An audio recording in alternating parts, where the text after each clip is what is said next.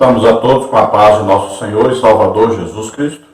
Estamos iniciando mais um programa EBD na TV. Eu sou o pastor Luiz Henrique.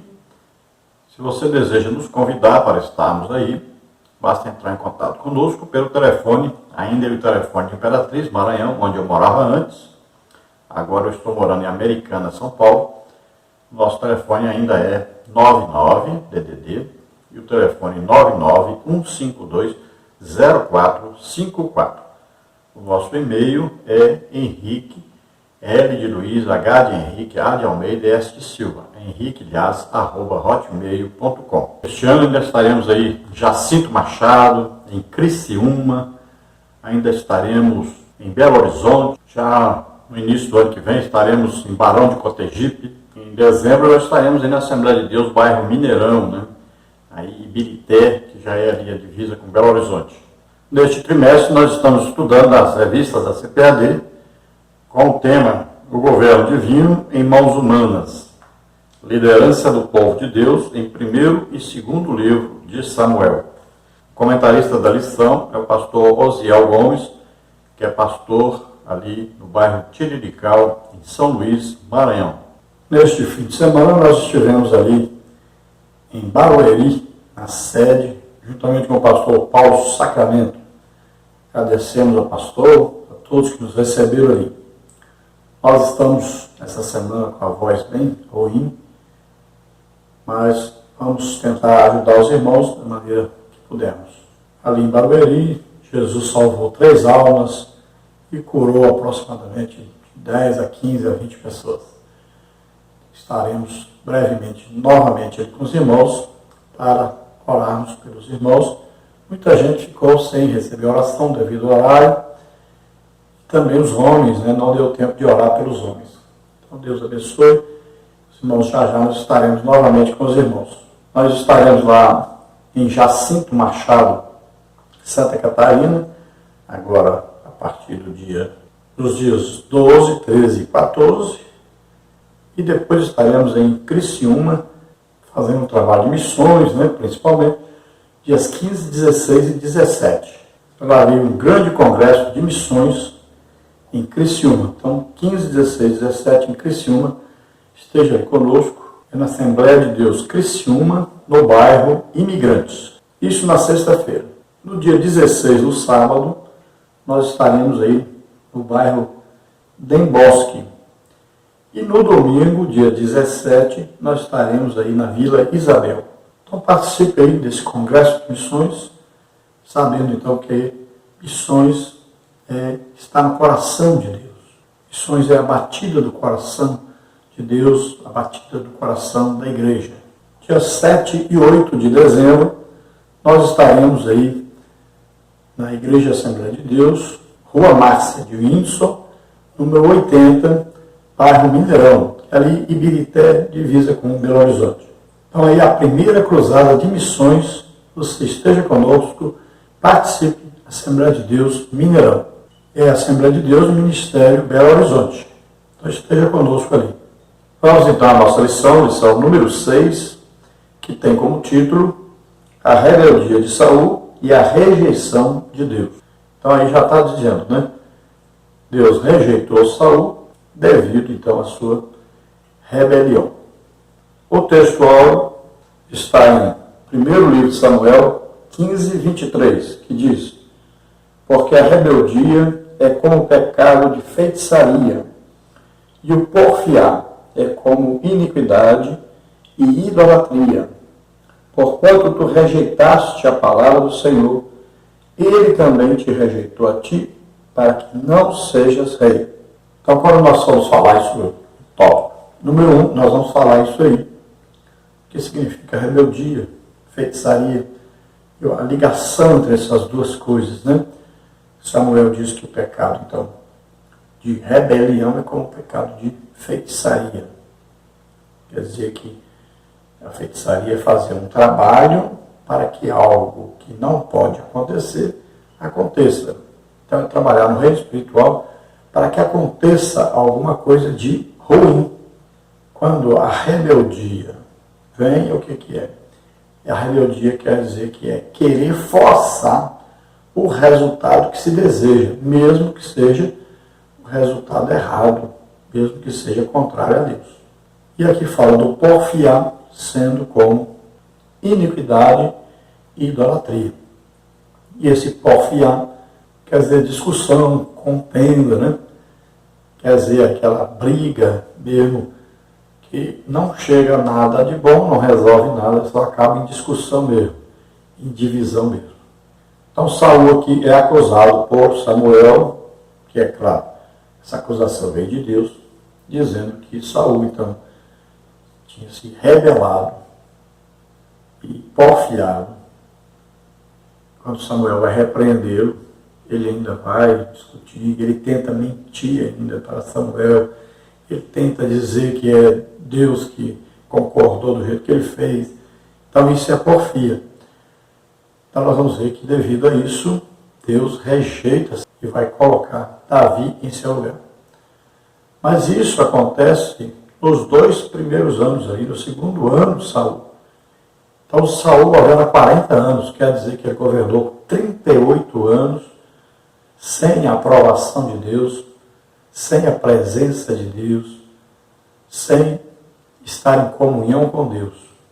Mas, então é possível que alguém esteja dirigindo a igreja por anos e anos e anos e anos, sem a presença de Deus, sem estar em intimidade com Deus? É possível. Eu conheci várias pessoas que lideraram a igreja, lideraram o departamento de igreja, anos e anos e anos estavam vivendo em adultério. Quando foi descoberto, já anos e anos e anos desse jeito. Então a gente imagina assim, a pessoa pecou, Deus tira ele da igreja, tira da liderança. Mas na prática não é bem assim. Então nós temos que ver, às vezes a igreja não está crescendo, não está desenvolvendo, não tem a presença de Deus real ali nos cultos, é apenas emoção. O que está havendo? Por que a igreja não cresce? Por que a igreja não se alegra? Por que a igreja não está cheia do Espírito Santo? Por que não está havendo partir do Espírito Santo, curas, libertação, milagres? Por quê? Muitas vezes a explicação é exatamente a liderança que não está em comunhão com Deus, não está em comunhão com o Espírito Santo, muitas vezes vivendo em pecado. A verdade prática diz: ao cristão nascido de novo, não cabe praticar o pecado da rebelião, pois fazê-lo é reviver a velha natureza. Então o cristão percebe que há algo errado, existe algum problema na liderança. Ele vai se rebelar contra a liderança? Não. Aqui está dizendo exatamente o contrário. O que é que nós temos que fazer? Ajudar a liderança. Tem muita gente criticando, falando, passa o tempo todo fazendo isso, criticando, falando, mas não ajuda.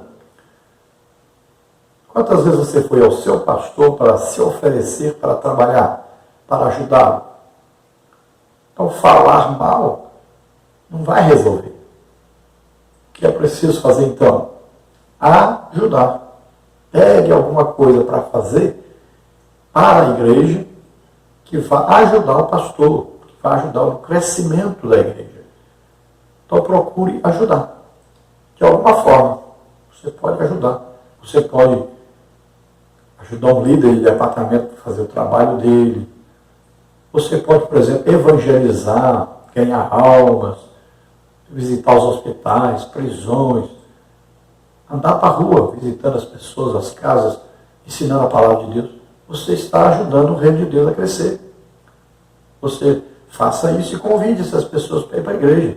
Ninguém precisa saber que você está ajudando a igreja, você não precisa ser reconhecido, valorizado, dado título, nada disso. Você ajuda, mas você está pensando no reino de Deus. Você quer ser visto lá no céu. Você tem que saber como você é visto no céu. Aqui na terra não importa. Os melhores e maiores obreiros, aqueles que mais fazem para Deus, são aqueles que não têm, geralmente, cargo na igreja, não são vistos. Imagine, as pessoas que intercedem, por exemplo, estão indo nos seus quartos de madrugada, orando, intercedendo. Quem é que vê? Ninguém, só Deus. O seu galardão é lá em cima, não é aqui embaixo. Vamos à leitura bíblica em classe, que está em 1º livro de Samuel, capítulo 15, dos versículos 17 ao versículo 28, que diz assim: E disse Samuel: Porventura, sendo tu pequeno aos teus olhos, não foste por cabeça das tribos de Israel? E o Senhor te ungiu rei sobre Israel. E enviou-te o Senhor a este caminho e disse: Vai e destrói totalmente a estes pecadores, os amalequitas, e peleja contra eles até que os aniquiles. Por que, pois, não deste ouvidos à voz do Senhor? Antes voaste ao despojo e fizeste o que era mal aos olhos do Senhor.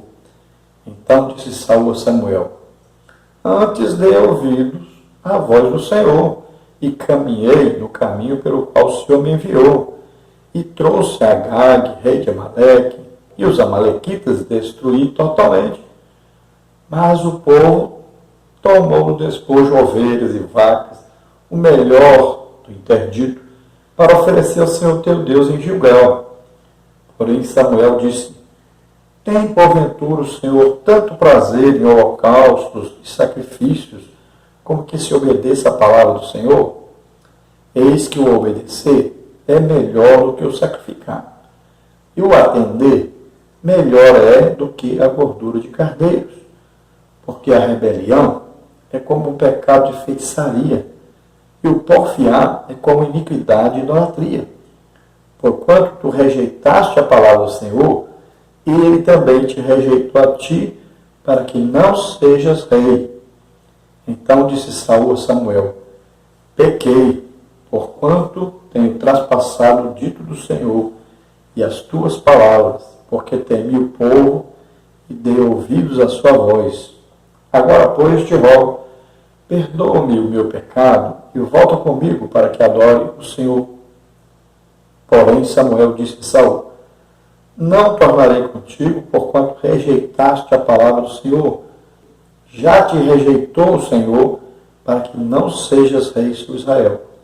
E virando-se Samuel para se ir, ele lhe pegou pela borda da capa e a rasgou. Então Samuel lhe disse: O Senhor tem rasgado de ti hoje o reino de Israel e o tem dado ao teu próximo, melhor do que tu.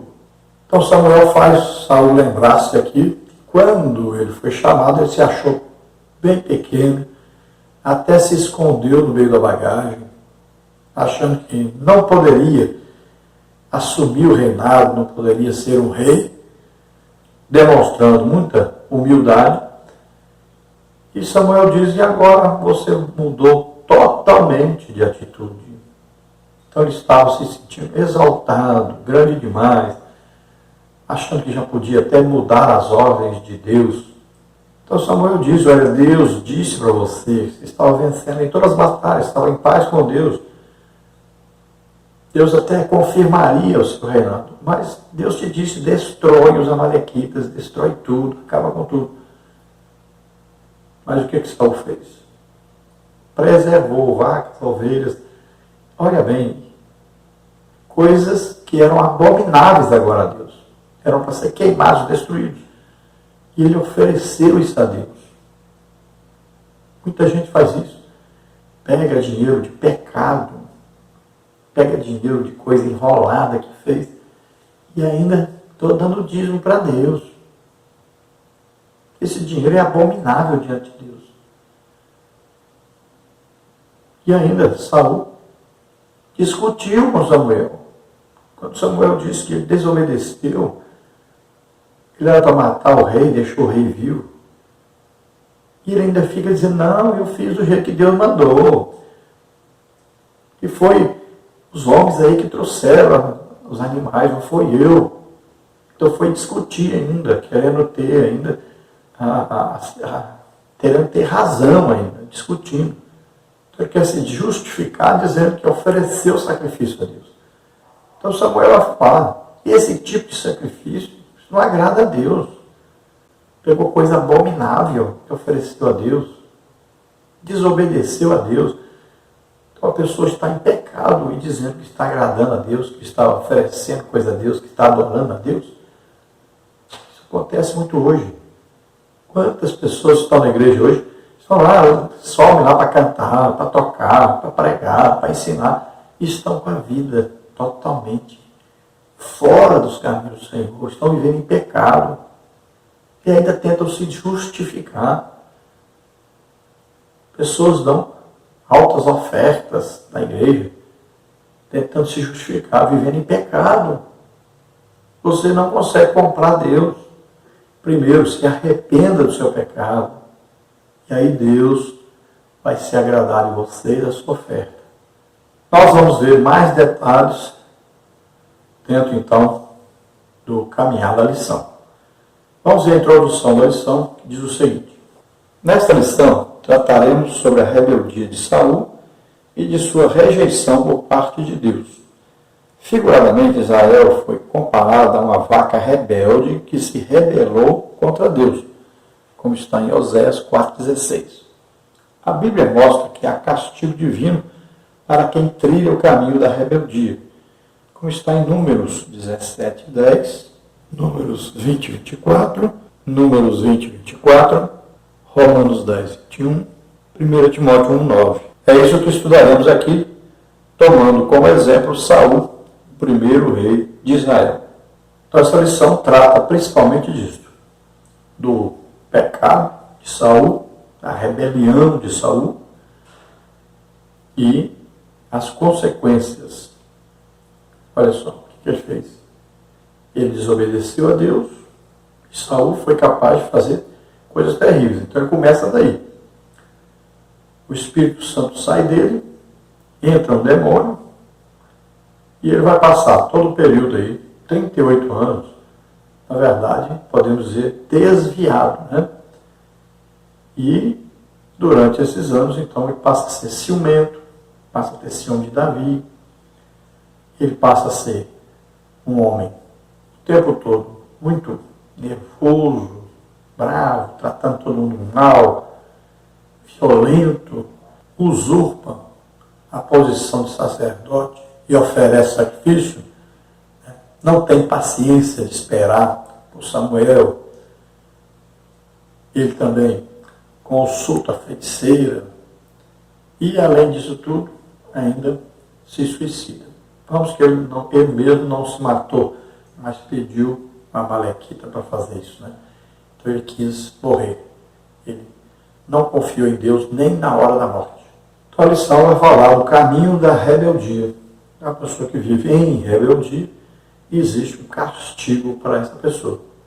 Nós podemos ver que Moisés e Arão, por exemplo, não entraram na terra prometida, porque desobedeceram a Deus, porque foram rebeldes à palavra de Deus.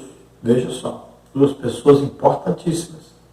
Veja que os israelitas, né, se rebelaram ali contra Arão e sua família. Foi preciso Deus colocar a vara de Arão dentro da arca do testemunho para mostrar para eles que é Deus que está escolhendo mesmo Arão e sua família para servir a Deus. Os outros estavam se rebelando contra a autoridade de Moisés, acusando Moisés de nepotismo, né? De colocar Arão porque era seu irmão, de colocar os seus filhos porque eram seus sobrinhos. Então foi preciso a intervenção de Deus naquela rebeldia do povo. E contra Israel, Deus diz: eu estendi minha mão todo o tempo para esse povo, um povo rebelde. Deus mostrou grandes sinais, prodígios, maravilhas, sustentou o povo, deu a lei, ensinamento da palavra de Deus, se mostrou presente o tempo todo, guardando, protegendo, e mesmo assim o povo era rebelde. Nesta lição nós vamos ver tópico 1, definição de rebeldia. Nós temos aí conceito, o aspecto bíblico, o cristão e a rebeldia. No tópico 2 nós temos aí a rebeldia de Saul. Não cumpria a ordem divina, Deus se arrependeu em relação a Saul, a rebelião como pecado de feitiçaria. E no tópico 3, Saul, um líder sem critérios. Não sabia esperar, Saul, o rei rejeitado. No tópico 1, então, temos aí definição de rebeldia. Subtópico 1, conceito. Subtópico 2, aspecto bíblico. Subtópico 3, o cristão e a rebelião. Subtópico 1, conceito.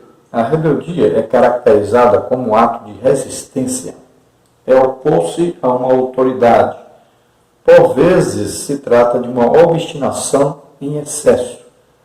Na Bíblia, há exigências constantes para que o servo de Deus evite a rebelião, quer seja contra Deus, quer seja contra os pais, os líderes e as autoridades. Então, a rebelião caracteriza-se por opor-se a uma autoridade. Nós sabemos que a Bíblia diz que toda autoridade provém de Deus. Então, quem dá a autoridade para alguém governar é Deus. Veja aí, Davi passou quanto tempo? Desde que Saul foi rejeitado até o final do governo de Saul, todos esses anos, ele nunca se rebelou contra Saul. Teve a oportunidade até de matar Saul, de deixar alguém matar Saul. Teve a oportunidade de causar uma rebelião e tomar o governo. Mas ele não fez, ele respeitou a unção de Deus, que Deus colocou sobre Saul, sendo que depois Deus retirou o Espírito Santo. Davi não viu isso, é espiritual isso. Mas Davi ficou esperando que Deus tomasse uma providência, ou que acontecesse alguma coisa, ou que Saul mesmo fizesse alguma coisa que deixasse livre o caminho para Davi assumir. Olha só, Saul governou 40 anos, 38 anos, desviado. E Davi esperando. Saul quis matá-lo várias vezes. Mas ele esperou pacientemente a hora de Deus. E quem é que fez isso? O próprio Saul tomou a decisão de que deveria morrer. Então, olha só. Davi, então, vai entrar para ser rei em lugar de Saul, porque Saul mesmo tomou a decisão de se matar. Davi nunca atentou contra Saul. Então, nós estamos na igreja, não importa, talvez o seu líder não é um bom líder, você sabe que ele não está bem, às vezes está muito idoso também, mas você não pode se rebelar contra.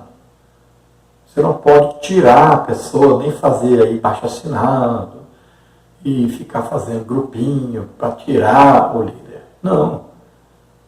Você tem que ajudá-lo no seu trabalho. Então, deixa, ou o líder mesmo vai tomar a decisão de sair, ou se Deus achar que ele deve sair e que deve tomar providência para deixar o caminho livre para outro, Deus vai fazer isso. Então, sem você nem imaginar, de repente, a pessoa é transferida para outro lugar, não é? Ou a pessoa adoece, não pode mais exercer o cargo. Tanta coisa que acontece. Nós temos visto aí quantos aconteceu coisas, né? Foram acontecendo coisas que o levaram a deixar o seu cargo. Foram empurrando, né? E é assim que acontece. Então veja que a ordem de Deus é que nós não podemos ser rebeldes. Nós não podemos exigir as coisas, fazer as coisas como se nós fôssemos Deus. Isso é feitiçaria. Nós não podemos assumir o lugar de Deus. É só Deus que tem autoridade de colocar e de tirar. Deus tem autoridade sobre a vida. Só Ele dá a vida, só Ele pode tirar. A autoridade que Ele dá, só Ele dá, só Ele pode tirar.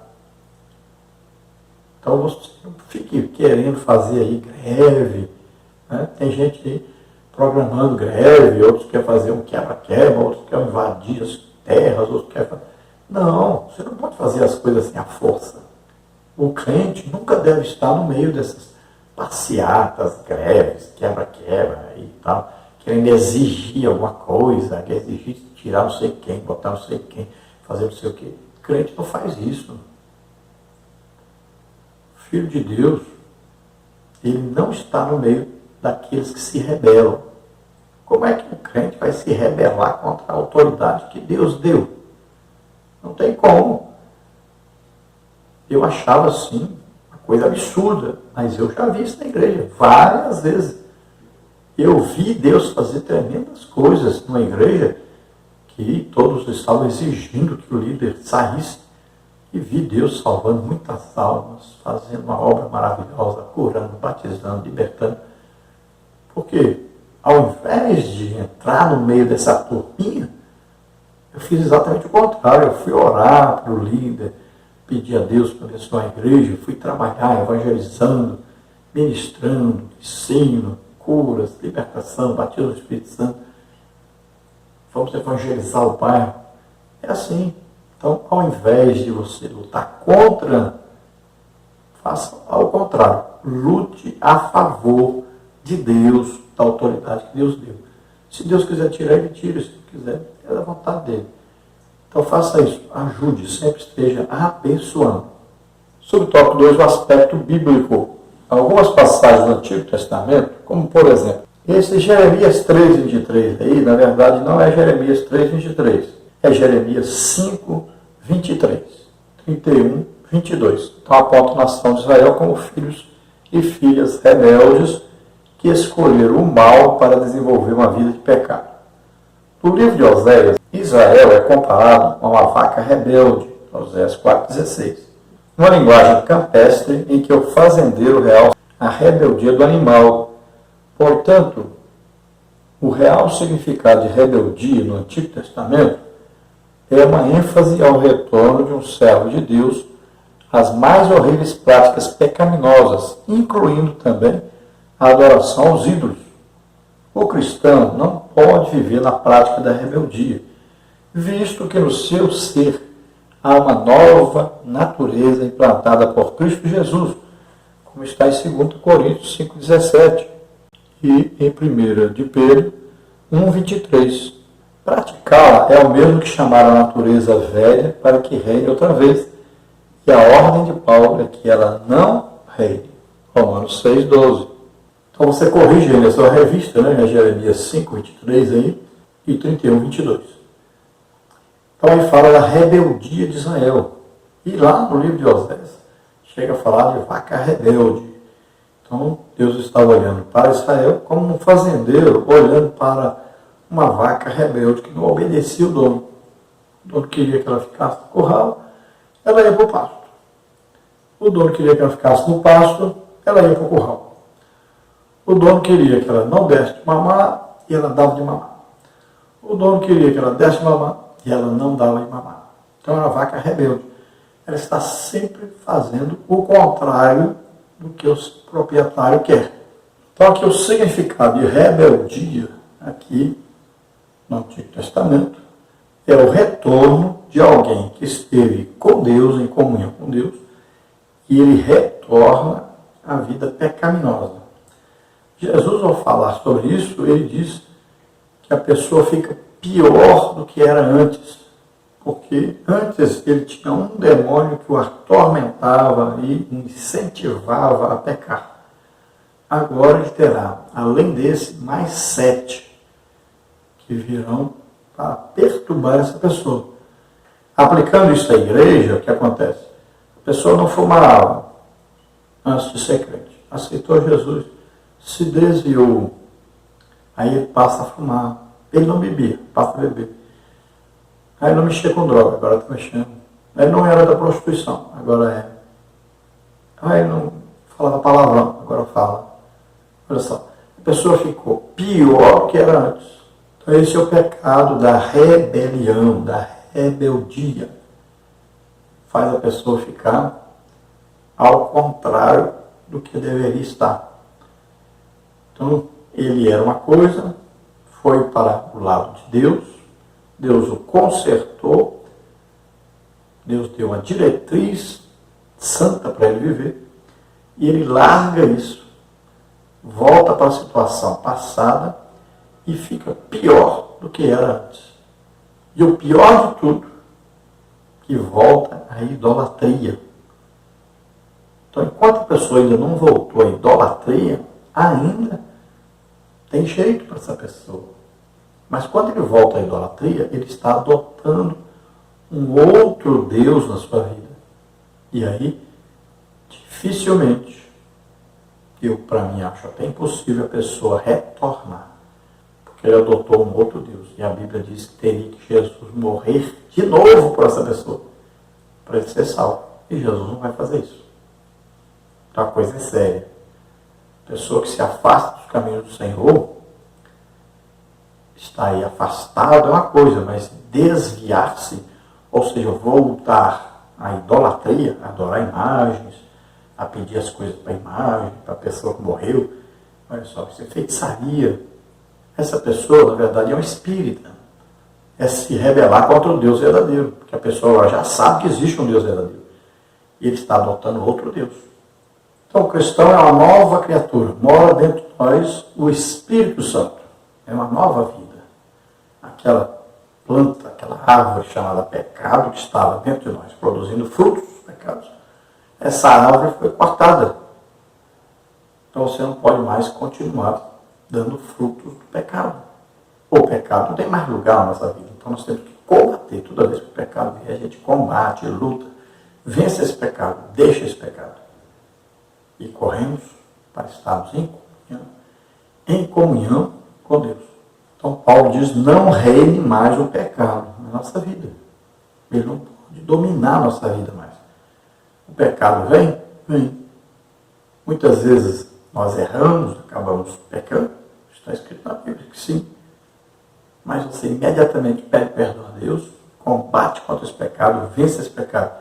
Você não pode ser encontrado na prática do pecado quando Jesus chegar para nos buscar. Você deve ter encontrado lutando contra o pecado e vencendo o pecado, porque nós temos o Espírito Santo para nos ajudar. Subtópico 3, o cristão e a rebelião. A Bíblia ensina ao cristão respeitar todas as autoridades, inclusive os líderes da igreja. Jamais ser insubmisso, rebelar-se.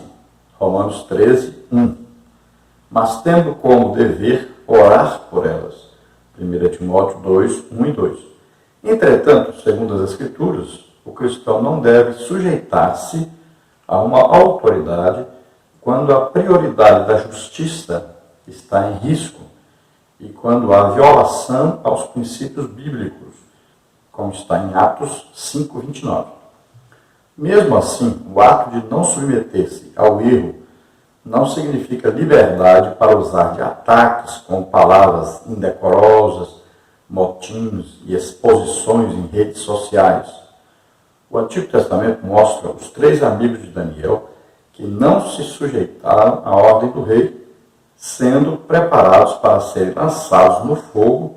Entretanto, ainda assim, demonstraram respeito para com o monarca, não pronunciando palavras ofensivas. Daniel 3, 16, 17. O verdadeiro cristão mede bem as palavras, pois sabe que disso depende também a sua vida espiritual. Mateus 12, 37. Então, o princípio básico aqui é: a pessoa pode até nem ser escolhida por Deus, mas quem deu a autoridade para essa pessoa governar, ou presidir, ou estar à frente de governo ou da igreja, qualquer tipo de autoridade que a pessoa tenha para dirigir um departamento, uma igreja, uma cidade, um estado, um país, não importa, essa autoridade quem concede é Deus. Então, as autoridades que existem são concedidas por Deus, inclusive no lar. O pai tem a autoridade de Deus para estar ali como cabeça daquela família. Então, a autoridade, ele está ali como Cristo está para a igreja, assim o Pai está para a sua família. Então, é um princípio de autoridade. E ninguém pode, então, passar por cima da autoridade dada por Deus. Temos que respeitar sempre essa autoridade.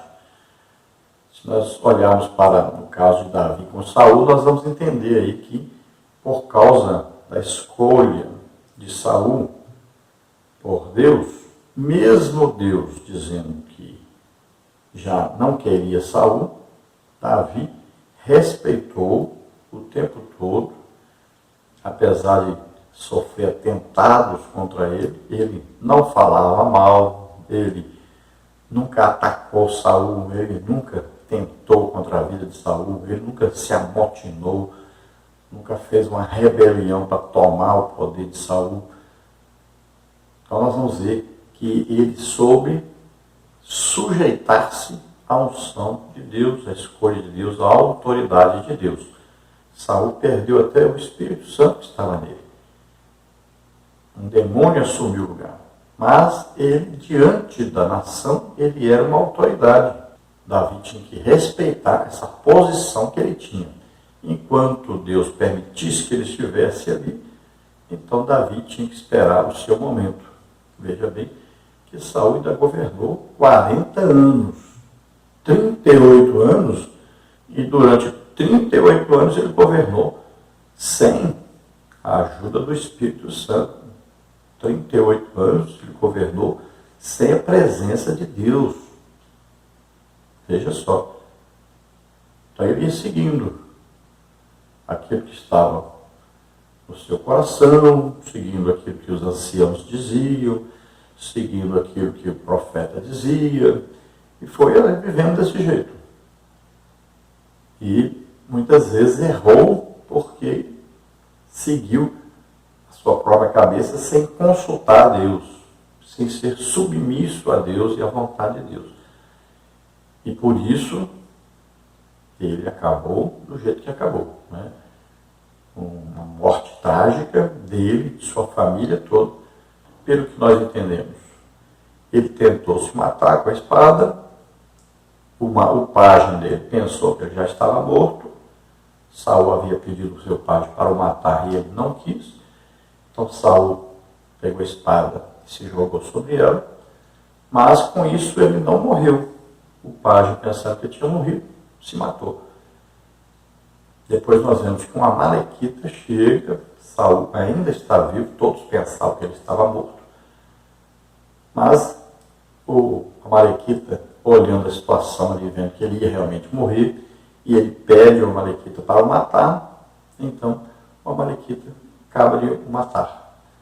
Saul sempre tomava alguma providência, alguma atitude, sem consultar Deus, e acabava, por causa disso, fazendo coisa errada, e acabou então destruindo a sua própria vida, de seus filhos, seus funcionários. Então a palavra de Deus indica para nós que nós devemos nos sujeitar à autoridade. Então existem várias autoridades. Durante a nossa vida nós sempre vamos nos encontrar com alguém que tem autoridade sobre nós. Não é? Tem aí um guarda de trânsito, ele é uma autoridade sobre nós. Tem aí um professor da escola, é uma autoridade sobre nós. Temos aí o prefeito, temos aí os deputados, senadores, presidente, tudo são autoridades colocadas sobre nós. Então, durante a nossa vida, nós vamos encontrar várias autoridades. E a primeira que aparece ao nascermos já é, né, nosso pai e nossa mãe. São autoridades sobre nós. E, quando então aceitamos a Jesus como Senhor e Salvador, nós vamos ter autoridade sobre nós. Então, temos aí diretamente, né, o pastor, o professor da escola bíblica dominical, os líderes de departamento, né, os anciãos da igreja. Então, desde o porteiro ali, nós vamos ter sempre uma autoridade sobre nós ao congregarmos. Aí temos outras autoridades, né, que são aqueles que são autoridades na igreja, como aí o líder da área, né? Nós temos aí o pastor, o vice-pastor e vários outros, né, que foram escolhidos, colocados como autoridades na igreja, que nós temos que respeitar como autoridades dentro da igreja. A Bíblia nos orienta que nós não podemos dar trabalho para essas pessoas, né? Não podemos ficar aí falando mal, fazendo grupinhos, né? Zambotinando, dando trabalho, fazendo com que essas pessoas sofram, porque elas estão ali para orar por nós, interceder por nós, nos ajudar na nossa caminhada cristã. E nós devemos, a Bíblia ensina bem claro para nós, olha, devemos orar, sempre orar pelas autoridades. A Bíblia nos exorta a orar pelo nosso pastor. Está aí a Bíblia dizendo isso. Então, sempre nós vamos fazer isso. Orar pelas autoridades, vamos ajudar o trabalho das autoridades em tudo que for de acordo com a palavra de Deus. A Bíblia não diz para nós que nós temos que obedecer à autoridade quando essa autoridade fizer alguma coisa ou exigir alguma coisa contra a nossa fé, contra a Bíblia, né? Querer nos obrigar a fazer uma coisa contrária à palavra de Deus. Então aí foge a essa submissão. Mas desde que seja alguma coisa boa, alguma coisa que não está confrontando a palavra de Deus, então nós devemos obedecer sempre às nossas autoridades. Aqui nós vemos o exemplo de Sadraque, Mesaque e Abednego, que não respeitaram uma ordem, né, do rei Nabucodonosor de se dobrarem diante de uma imagem e adorá-la. Então isso feria os ensinos da palavra de Deus. Então eles não se submeteram. E Deus honrou então a fé deles, né? Honrou a atitude deles, mas eles não trataram mal Nabucodonosor, não xingaram, não desrespeitaram, nada disso. Aproveitaram para pregar sobre o seu Deus. É isso que eles fizeram. Nós vamos ver os apóstolos diante do Sinédrio, né? As autoridades máximas ali, religiosas estão reunidas, e Pedro então vai dizer, antes importa obedecer a Deus do que aos homens. Então, em que? Na pregação do Evangelho. Eles estavam sendo proibidos de pregar o Evangelho. Então ele diz, mais importa obedecer a Deus do que aos homens. Então veja só, quando há uma proibição de se pregar o Evangelho, né, há um impedimento, então essa autoridade ela não pode ser respeitada porque ela está transgredindo a palavra de Deus. Está impedindo a propagação da palavra de Deus, do Evangelho. Agora, não quer dizer que toda vez que for proibido pregar a palavra de Deus, nós vamos também desrespeitar as autoridades. Existem regras, né? Então, por exemplo, você quer fazer um culto na rua, em uma cruzada, você não pode apenas chegar e fazer, você tem que olhar as normas que existem. Então, vai pegar o quê? Uma licença na prefeitura, né? Vai ser uma coisa organizada, não vai deixar tudo sujo por todo lado depois. Então, existe também normas que devem ser obedecidas. Quanto às redes sociais, nós temos visto, né? Quanta coisa, quantos palavrões, xingamentos, tanta coisa que tem aparecido na internet, nos grupos principalmente, porque existem sempre as infiltrações das pessoas. Uma coisa que acontece muito hoje é a infiltração, principalmente de calvinistas, em grupos de pentecostais. E eles sorrateiramente eles vão ali influenciando essas pessoas do grupo. Aí começam a criticar tudo que é demonstração do poder de Deus, das manifestações do Espírito Santo. Eles começam a criticar. Aí eles começam a criticar as autoridades da igreja pentecostal, começam a criticar tudo que se faz na igreja pentecostal e começam a ensinar as suas heresias, né, dentro dos grupos. Eu detecto muito isso nos grupos e começo a combater isso, combato mesmo. Sempre vou contra as suas ideias, sempre estou vendo que o que existe por detrás das suas ideias, dos seus ensinos. Estão passando heresias, estão querendo acabar com as manifestações do Espírito Santo. Sempre estamos vendo isso. E isso tem uma infiltração muito grande, mas é muito grande em quase todos os grupos na internet, onde existem crentes da Assembleia de Deus, principalmente. Existem os calvinistas infiltrados no meio. E muitos assembleanos estão defendendo o calvinismo. Muitos mesmo. Isso está causando problema sério na igreja. Muitos têm deixado as igrejas pentecostais, porque foram influenciados por esses grupos. E essas pessoas acabam blasfemando contra o Espírito Santo e depois vão ter um prejuízo sério, perdendo a sua salvação e ainda indo para o lago de fogo e enxofre. Não brinquem com Deus. Vamos ao tópico 2, a rebeldia de Saul. Subtópico 1, não cumpria com a ordem divina. Subtópico 2, Deus se arrependeu em relação a Saul. Subtópico 3, a rebelião como pecado de feitiçaria. Subtópico 1, então, não cumpria com a ordem divina. Por ordem expressa de Deus, Samuel ordenou a Saul que matasse os amalequitas, porque a medida dos seus pecados estava completa. Êxodo 17, 8 a 13 e Deuteronômio 25, 17 e 18.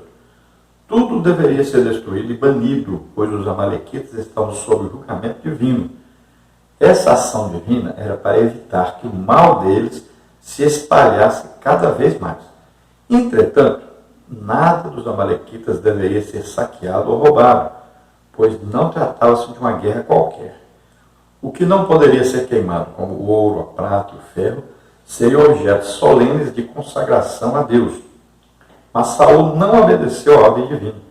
Juntamente com 200.000 homens de 11 tribos e outros 10.000 de Judá, lançou-se à batalha. Não destruiu o rebanho do inimigo e ainda preservou a vida do rei Agag. O mal que Saul poupou não tardaria de lhe atingir. Note que foi uma amalequita que afirmou ter matado Saul, segundo o livro de Samuel, capítulo 1, versículo 1 ao versículo 10. Então é preciso entender aqui quem são esses amalequitas. Os amalequitas é aquele povo que tentou impedir Israel de entrar na terra prometida. O que eles faziam?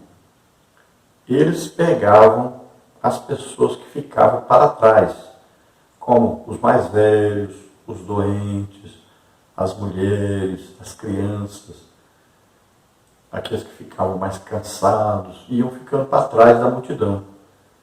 Então, eles iam matando essas pessoas, covardemente. Veja só a atitude deles. Você pode encontrar isso aí na palavra de Deus.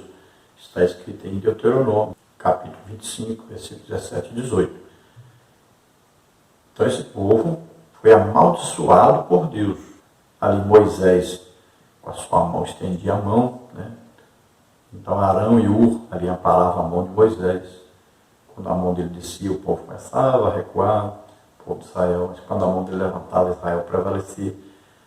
Mas eles não acabaram com todo o povo. E esse povo, com o tempo, aumentou novamente. Novamente, Deus dá ordem para destruí-los. E Saul teve essa grande chance de destruí-los, mas não fez. Segundo estudiosos, né, o rei Herodes, por exemplo, era um amalequita. E olha só os males que ele causou. Então essa guerra que Saul empreendeu contra os amalequitas foi uma ordem de Deus. Deus falou para Samuel, Samuel vai falar para Saul, para destruir os amalequitas. E a ordem foi, acabe com tudo, mate todos, acabe com tudo, os animais, pessoas, tudo, devem morrer todos. Porque esse povo é uma pedra de tropeço no caminho de Israel. Sempre eles são inimigos de Israel e vão atrapalhar Israel. Então Deus deu a ordem para destruí-los totalmente. E a chance que Saul teve nessa guerra era realmente acabar com tudo. Mas veja bem, ele conseguiu destruir os exércitos amalequitas e não foi onde estava aí o povo amalequita. Ele não esteve lá para destruir todo o povo. Era para ter feito isso. Após a guerra, ter vencido a guerra, ele iria atrás de todos que sobrassem, matava todos, acabava com tudo. Mas o que ele fez? Ele lutou contra aquele exército amalequita, venceu o exército amalequita. Mas na hora de obedecer o restante, não obedeceu. Ele pegou as vacas, as ovelhas e trouxe. E ainda dizendo que daquilo ali ele ofereceu um sacrifício a Deus. E além do mais, ele pegou o líder, o maior entre os amalequitas, o rei Agag e não matou o rei Agag. Era o mesmo que dizer, não, esses aqui lutaram contra mim, eu matei, mas esse aqui vai ser meu amigo e ele vai continuar o povo Amaleque depois. Ainda vai lutar contra mim depois, contra nós depois. É a mesma coisa dizer isso. E também, Deus não aceita você oferecer para ele sacrifício de coisas abomináveis. Você não pode dar para Deus o resultado de uma coisa abominável que Deus disse, destrói, e você pega isso que é para destruir e dá para Deus. É um absurdo o que ele fez. Um desrespeito total, uma falta total de comunhão com Deus, falta total de submissão a Deus, de adoração a Deus. Então era uma ofensa realmente o que ele estava fazendo. Então Samuel vai até lá e ele ainda tenta, né? Samuel, como diz que ele desobedeceu a Deus, e ele ainda mente dizendo que fez do jeito que Deus mandou. Que ele foi lá, destruiu os exércitos do jeito que Deus mandou. Samuel diz, e esse barulho aí que eu estou ouvindo das ovelhas? Que ovelhas são essas? Né? Que vacas são essas? Que bezerros são esses? E esse gado aí? E ainda ele continua dizendo, não, mas é o povo, olha só, em vez de dizer que ele permitiu, que ele apoiou, ele diz, não, esse povo aí é que trouxe essas ovelhas, essas vacas para cá. E eu fiquei com medo do povo se revoltar e deixei. Veja só, ele ainda tenta discutir, porfiar, né? Discutir com Samuel, querendo provar que ele tem razão, sendo que ele estava totalmente errado. E aí Samuel ainda fala agora do rei Agag, manda trazer o rei e mata o rei perante todos, mostrando que a ordem de Deus deve ser cumprida, deve ser seguida à risca. Não existe meio termo. Quando Deus dá uma ordem, é para ser cumprida. Quanto a isso aí, eu acho que não deveria ser dito o que está aí sobre esse homem que matou Saul, ser amalequita. Então, nós vemos que ele matou Saul porque Saul pediu. Não foi ele que tomou a iniciativa. Saul havia tentado, então, se matar a si próprio, né, um suicídio. Chegou a enfiar a espada nele mesmo. Mas, com isso, ele não morreu, ficou vivo ainda, agonizando, mas vivo. Quando chega esse amalequita curioso para ver o que estava acontecendo ali, ele, pelo que nós vimos, nem participou daquela guerra. E Saul, então, pergunta-se quem é ele, ele diz que é o amalequita. E Saul, ao invés de pedir clemência a Deus, misericórdia a Deus, né? E Deus ainda poderia poupá-lo, mas ele diz ao amalequita para o matar. Veja bem, não foi o amalequita que tomou a iniciativa de matá-lo, ele que tomou a iniciativa de pedir ao amalequita para terminar de matá-lo. Então não tem muito a ver com o que está escrito aí, né? Vamos ao subtópico 2. Deus se arrependeu em relação a Saul. Foram duas as razões para isso. Saul deixou de seguir e de executar a vontade de Deus. A palavra arrepender-se, oriunda do hebraico, nachan, significa sentir profundamente, lamentar, referindo à pessoa de Deus. Essa expressão pode ser compreendida como mudança em relação à pessoa de Saul. Deus não tolera o pecado e, dessa forma, não poderia deixar que Saul continuasse dirigindo o seu povo. Por isso, por meio de Samuel, ele o rejeitou. A desobediência, a teimosia e a rebelião do primeiro rei de Israel atraíram a ira de Deus. O prazer de Deus não tem sacrifícios, mas na obediência do ser humano à sua palavra. Mais do que um belo sermão ou de grandiosas construções, Deus requer de seu povo a obediência. Salmos 50, 13 a 14. Então nós vamos ver aqui que a Bíblia diz assim, que Deus se arrependeu. Deus disse, me arrependi de ter colocado Saul. Quando as pessoas acreditam que Deus, em sua soberania, tudo o que ele faz ou planeja vai acontecer exatamente desse jeito, que ele já sabe o futuro, né? Que ele já fez tudo antes da fundação do mundo, como muitos pensam assim, Então, a pessoa fala, mas como? Deus planejou isso e mudou de ideia. Como é que Deus poderia se arrepender do que ele fez? Então não é isso que está dizendo aqui, não é Deus que tomou uma atitude e se arrependeu, como muitas vezes nós fazemos, né? Então quando tem uma estrada, por exemplo, aí a bifurcação, o caminho para cá, o caminho para lá, e as pessoas dizem, olha, vai por esse caminho um pouquinho talvez mais longe, mas a estrada é melhor. E você tem e diz, não, eu vou é por essa aqui mesmo, é mais perto, não importa ser mais ruim. E aí você vai e lá está cheio de buraco e é muito ruim a estrada, é estreita, não sei o quê. E aí você fala, opa, me arrependi de ter vindo por esse caminho, deveria ter ido por aquele caminho. Todo mundo diz para mim que eu devia ter ido por outro. Então você tem um arrependimento, né? Então Deus não faz isso. Não é assim que ele se comporta. Veja bem, ele coloca Saul, ele escolheu Saul, ele coloca Saul para ser rei. E ele deveria ser o rei do jeito que Deus queria. Mas veja bem, Saul tinha opção, ele tem livre-arbítrio, ele tem a opção de servir a Deus do jeito que Deus quer, mas ele pode servir a Deus do jeito dele, e fazer errado, desobedecer a Deus. Foi o que aconteceu. Então Saul tomou a atitude de não obedecer, não fazer do jeito que Deus queria. Então o que Deus faz? Deus tem um plano para Saul e para Israel. Veja bem que o plano para Israel é um plano soberano. Desse povo vai nascer Jesus. Então esse plano é superior a todos os outros planos que estão ali. Então Saul faz parte desse plano. Mas quando Saul se desvia desse rumo, quando ele peca e desobedece a Deus, o que Deus tem que fazer agora? Deus tem que tirar Saul. Porque Saul vai fazer com que toda a nação de Israel vá para o lugar errado. Então esse arrependimento aí quer dizer isso. É uma mudança de atitude de Deus quanto a Saul, porque Saul saiu daquele plano que Deus traçou.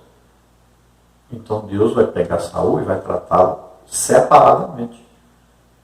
Então ele vai tratá-lo de uma maneira que ele não iria tratar, mas ele muda de atitude com Saul.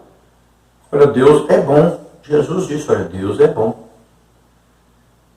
Então Deus sempre tem coisas boas para nós. O plano de Deus sempre é perfeito.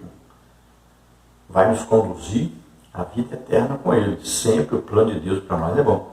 E para Israel, Deus diz bem claro, que eu tenho um plano para vocês, sempre é plano, só coisa boa. O problema é que as pessoas que fazem parte desse plano, então as pessoas se desviam desse plano. Começam a pecar, a desobedecer a Deus, a não seguir esse plano. E aí Deus pega essa pessoa, vai tratar com ela separado. Ela saiu daquele plano. Assim é o que está escrito na Bíblia sobre predestinação. Olha, a igreja é um navio, o capitão do navio é Jesus, e ali o comandante ali dentro, o Espírito Santo, vai guiando, né, aquele navio. A igreja está ali.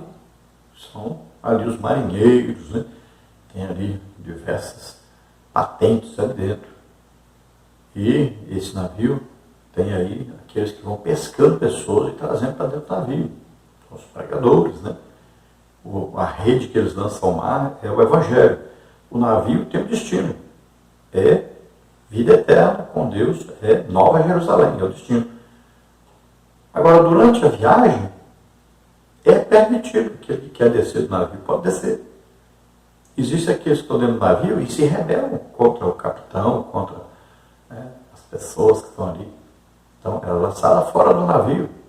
Então, existe disciplina, ordem no navio. E tem aqueles que saem por conta própria, que querem sair, saem. Eles não são impedidos, ninguém é forçado a ficar nesse navio. Então, o navio é predestinado a Nova Jerusalém, é o destino dele. Ninguém é obrigado a ficar dentro. Então, assim que acontece.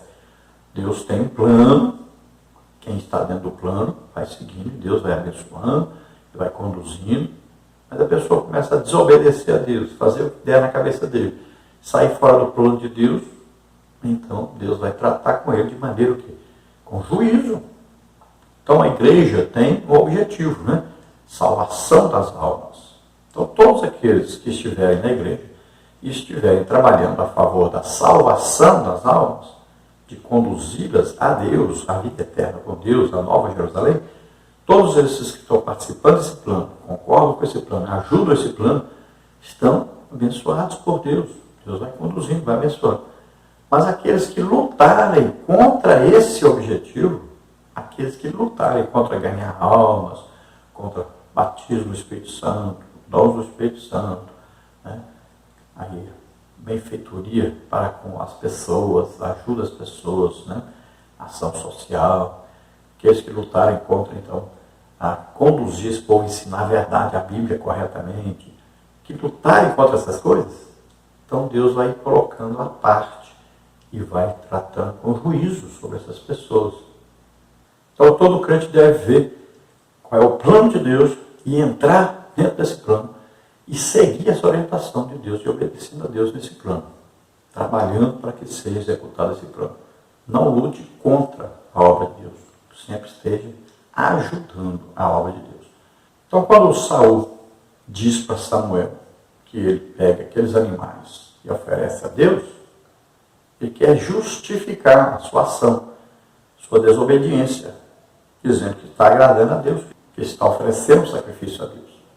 E Samuel diz, Deus tem lá prazer nesse sacrifício que está oferecendo? Uma coisa que é abominável, Deus diz que é para destruir, você oferece para Deus. Deus tem prazer nessa coisa? Deus está lá preocupado com isso? Deus diz, o principal, melhor, era a obediência. Se tivesse obedecido a Deus, tinha agradado a Deus. Então não confunda, tem muita gente pensando que Deus não quer sacrifício, não precisa fazer isso não. Cuidado, não há manifestação de Deus sem sacrifício. Não adianta. Olha lá, como é que Davi conseguiu levar a arca para Jerusalém? Quando ele aprendeu que tinha que fazer sacrifício. Os sacerdotes fizeram sacrifício. Depois carregaram a arca nas costas até lá. A igreja tem que aprender jejum, oração, palavra de Deus. Jejum é sacrifício. Oração, não é oraçãozinha de 15 minutos, meia hora não.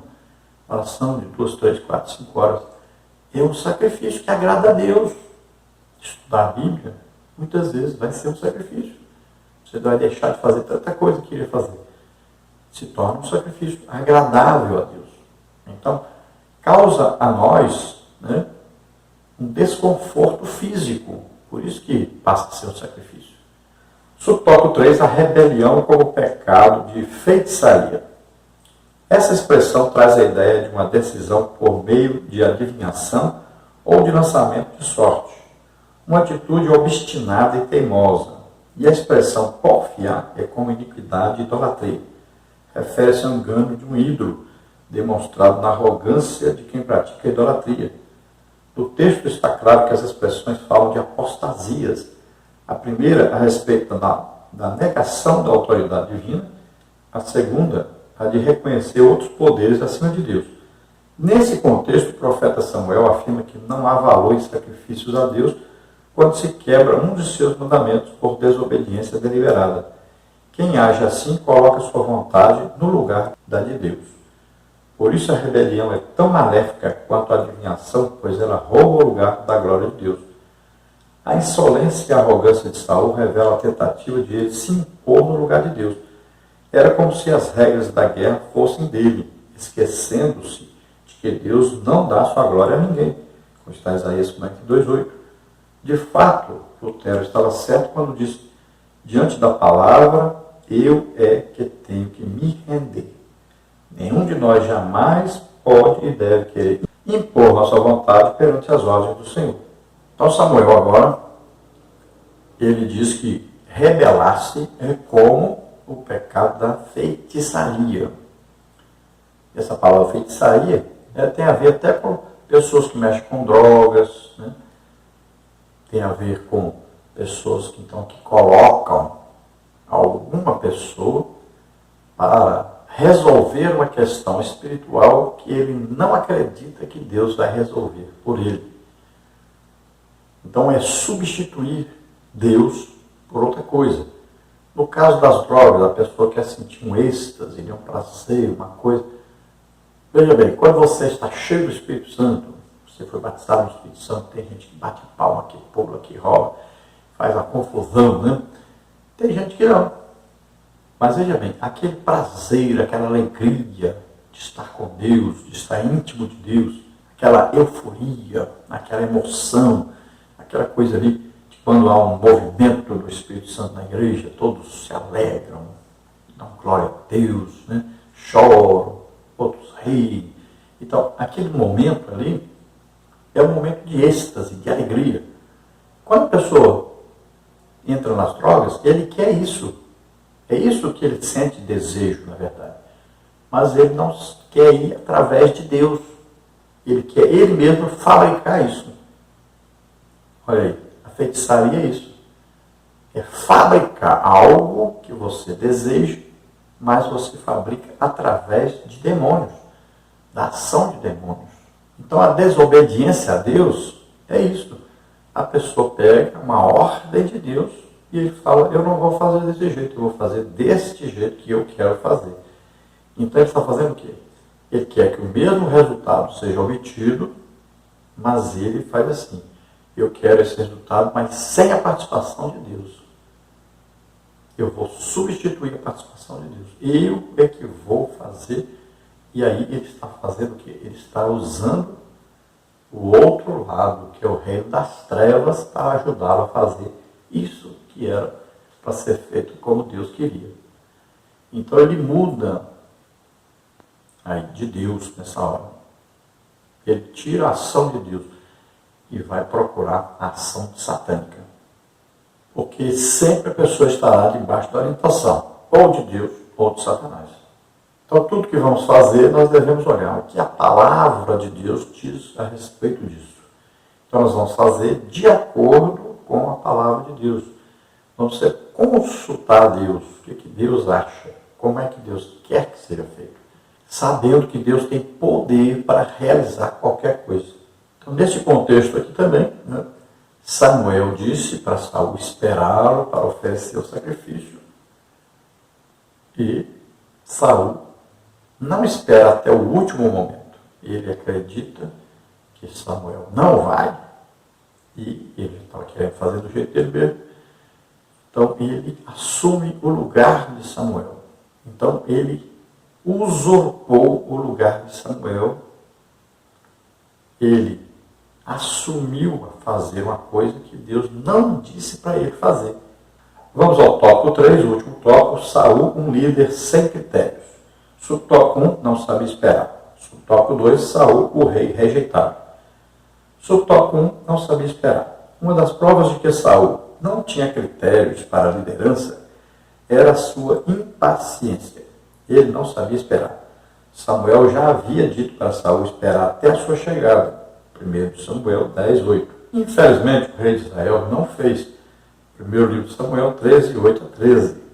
Essa ordem era para que Saul esperasse antes de começar qualquer invasão, pois ele deveria colocar tudo diante de Deus, apresentando sacrifícios como havia feito antes. E essa referência está errada. A falha principal de Saul não foi ter oferecido sacrifício, mesmo ele não sendo sacerdote, mas foi não esperar o profeta Samuel para receber a bênção de Deus. Na obra de Deus é preciso capacidade para esperar. O salmista esperou com paciência. Salmos 41. Deus age no momento certo em nosso favor. Esperemos no Senhor.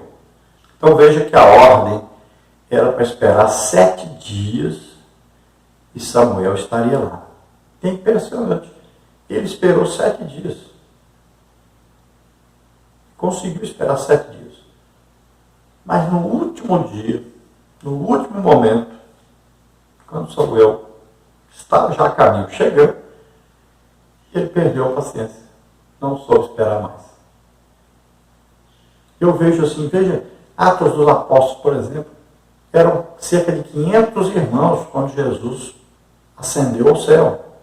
E a ordem para eles era esperarem até que do alto vocês sejam revestidos de poder.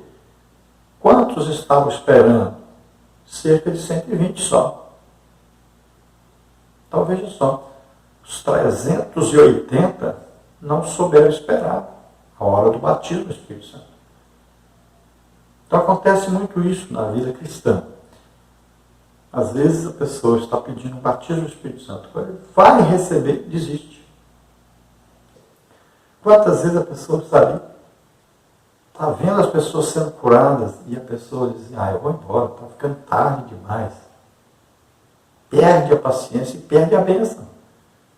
Mas isso acontece muito mesmo. Se a pessoa não pode passar 2 horas na presença de Deus aqui, como é que vai passar a eternidade com esse mesmo Deus? Se não tem paciência de passar nem 2 horas com Deus. Imagina a pessoa desce num culto no Uruguai, no Paraguai, Argentina, Chile, esses lugares onde os cultos demoram 5 horas. Imagina.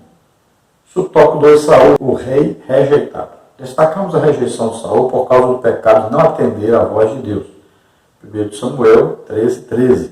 Foram muitas as características que marcaram a rebelião de Saul. Irreverência com a ordem de Deus, voto tolo, infidelidade na guerra contra os amalequitas, desobediência às palavras do Senhor. Assim Deus rejeitou Saul. Essa história nos mostra que devemos irrestritamente obedecer aos desígnios de Deus e servi-lo de todo o coração. O Pai deseja que andemos todos num só propósito. Então a rejeição de Saul por parte de Deus, Deus rejeitou realmente Saul. Então o que aconteceu? Por causa do quê? Porque Saul era desobediente. Se havia um representante de Deus, e ele sabia que esse representante de Deus era um homem de Deus realmente, um homem íntegro, tanto é que ninguém pôde acusá-lo de coisa errada. Então, este homem representava Deus e trazia a mensagem de Deus de Saul. Então, Saul deveria ouvir e atender, sem falar nada, sem reclamar, sem fazer diferente. Era para fazer do jeito que Deus mandava. E era assim que já tinha dado certo antes. Ele estava vencendo todas as guerras, obedecendo a Deus, mas resolveu fazer do jeito que queria. Começou humilde, achando que não era nada, que não podia nem ser rei, e obedecendo a Deus. E agora achava que já era alguma coisa, que ia fazer do seu jeito próprio, desobedecendo as ordens de Deus. Então nós vemos que ele perde a reverência a Deus, ele oferece coisas abomináveis a Deus. Vemos que ele oferece sacrifício sem a permissão de Deus, sem a orientação de Deus, por impaciência, sem esperar o profeta de Deus, que havia combinado com ele que deveria esperar. Vamos ver que ele desobedece a Deus, salvando a vida do rei dos amalequitas, né? Trazendo também aqueles animais. Numa guerra faz um voto tolo, bota todos os soldados para jejuarem. Imagine alguém numa guerra, onde se gasta todas as forças físicas ali, além da pressão psicológica, ao invés de alimentar o seu exército para continuar a luta, não, coloca todos de jejum. Imagine como é que os soldados estavam. Estão todos fracos. Como é que alguém vai lutar assim? Então, um voto tolo na hora errada também. Depois ainda quer matar o seu filho devido ao voto feito. Seu filho Jonas. E o povo que entra e diz, não, o Jonas não vai morrer não. Então, ele, todo o tempo ele é desobediente. E por fim nós sabemos que acaba ainda atentando contra a sua própria vida. E a Bíblia diz, não matarás. Então, em tudo ali, ele erra tremendamente. E Deus o rejeita totalmente. E prepara outro para ficar no seu lugar. Nós vamos ver na próxima lição sobre isso. Então, lembra-se, existe um propósito definido por Deus. Nós fazemos parte da igreja. Qual é o propósito de Deus para a igreja? É todos na Nova Jerusalém morando com Deus. Vamos então à conclusão. O que é ter sucesso no ministério? É ter agenda concorrida? Um estilo de vida confortável? Não. O sucesso do ministério não está somente em ser separado para um cargo, mas sim na obediência completa ao Deus da palavra. Assim Salomão escreveu: é melhor o fim das coisas do que o seu princípio. Eclesiastes 7:8. Que Deus nos ajude a obedecer e a viver para a sua glória. Então poderia-se fazer perguntas, né? O que é considerado hoje um sucesso no ministério? A pessoa diz: não, que eu tenho uma igreja muito grande, eu dirijo uma igreja muito grande, tantas congregações, tantos membros, né? Às vezes isso parece uma aprovação de Deus e que a pessoa foi escolhida para ser uma grande pessoa. Aí o outro, como vive de pregação, diz: não, eu sou um pregador famoso, tenho agendas por toda parte, minha agenda é disputada, que eu já estou cobrando aí até 10 mil, 15 mil, 20 mil. Né? Às vezes o outro, sou cantor, cantora famosa, uma banda famosa, e estamos ganhando muito dinheiro e cobramos aí 20 mil, 50 mil, 100 mil por um show e tal. Então as pessoas consideram muitas vezes essas coisas como sucesso ministerial. E não tem nada a ver com sucesso ministerial, na verdade. Então a pessoa tem que saber que existem pessoas que nem crentes são e que se dão muito bem financeiramente na vida. Ficam muito ricos, ficam famosos. Pessoas, olha aí, pessoas que chegam a ser pessoas que todos admiram, que aparecem na mídia do mundo inteiro, né? Conhecidas do mundo inteiro. E nem Deus elas têm. Então, se uma pessoa é inteligente e ela tem um grau de inteligência acima da média, né? Tem uma memória fotográfica, por exemplo, né? Que se lembra bem das coisas, essa pessoa com certeza vai se destacar. Isso não quer dizer que está vivendo do jeito que Deus falou que era para viver. Não quer dizer que está sendo obediente a Deus. Então existe muita gente no sucesso. Olha na internet. Às vezes a pessoa muito simples e de repente, porque falou uma coisa num vídeo aí, de repente, costuma dizer que viralizou o vídeo, foi visto até pelo mundo inteiro. Apareceu no mundo inteiro, de repente, por uma besteira que fez, falou uma besteira, ou fez alguma coisa. Coisa que ninguém dá valor, mas de repente, todos começaram a acessar, a pessoa ficou famosa. Né? Aí, milhões e milhões e milhões de acessos. E muitas vezes essas pessoas acabam deprimidas, né? Vivendo com depressão, de repente são atingidas porque não estão preparadas para isso. Acharam que aquilo ali ia ser uma coisa boa para a vida dele. De repente achou que estava no embalo, que estava importante demais, que era melhor que todos. E aquilo sobe a cabeça e de repente a pessoa cai lá embaixo. Tem acontecido muito, pessoas famosíssimas têm caído nesse laço. Né? A fama é perigosíssima. Então, olha bem, esteja sempre orando. Mas não ore pouco não, pelo menos, aí se não orar nada, pelo menos 1 hora por dia. Dedique a oração. Jesus disse, nem 1 hora pudesse velar comigo. 1 hora. Então, ore pelo menos 1 hora por dia. Dedique-se também à leitura bíblica, pelo menos 1 hora por dia. Leia a Bíblia. Estude a palavra de Deus. Leia a Bíblia. Tem muita gente hoje se formando em teologia, nunca leu a Bíblia, uma vez só, a Bíblia toda, nem uma vez. Isso é um absurdo. Tem gente dando aula em escola bíblica dominical, nunca leu a Bíblia toda. Isso é um absurdo. Tem aí vários obreiros, consagrados aí obreiros, que nunca leram a Bíblia toda. Isso é um absurdo. Então, leia a Bíblia. Dedique um tempo a ler a Bíblia. Pratique jejum. Pratique jejum. Faz muito bem para o físico, para a alma, para o espírito.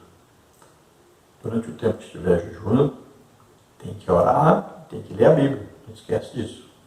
Então, o importante aqui dentro do que nós vimos na lição é obedeça a Deus. Siga a orientação de Deus. Ele diz o que? Aquele que tem ouvidos, ouça o que o Espírito diz à igreja. Glória a Deus. Vamos orar agora. Se você que está nos ouvindo, nos assistindo, deseja aceitar Jesus como Senhor e Salvador, é sua oportunidade. Se você está doente e enfermo, nós vamos orar por você agora. Vamos lá. Pai querido, em nome de Jesus, Senhor, abençoa essas vidas agora. Salva, Senhor. Alegrando e gusta venarca essa força estar. Como é grande o teu poder, a tua misericórdia, o teu amor sobre essas vidas, Senhor, que agora passam a ser teus filhos. Abençoa, Senhor, grandissimamente. Ó Senhor, derrama o teu poder e a tua graça. Ó Senhor, vem colocando dentro deles agora o Espírito Santo, retirando todo o mal. E o Espírito Santo, Senhor, assumindo o controle, a direção. Em nome de Jesus, aqueles que estão doentes, enfermos, em nome de Jesus, solta agora toda doença, toda enfermidade. Solta agora, em nome de Jesus. Amém. Glória a Deus. Aleluia.